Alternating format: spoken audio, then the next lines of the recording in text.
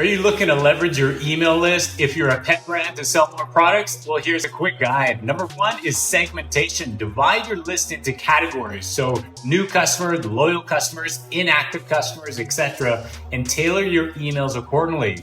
You can also do product recommendations. So use purchase history to recommend similar products and complementary products. Exclusive offers, send special discounts or early access to new products specifically to your email subscribers.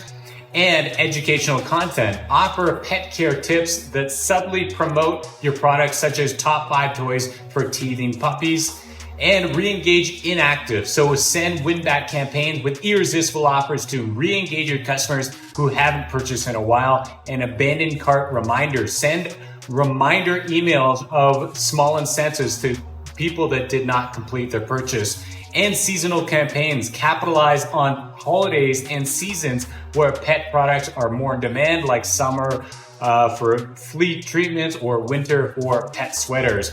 Metrics. Monitor key performance indicators to understand what's working and refine your strategy. By smartly using your email list, you can directly speak to the different customer needs, thereby driving more sales.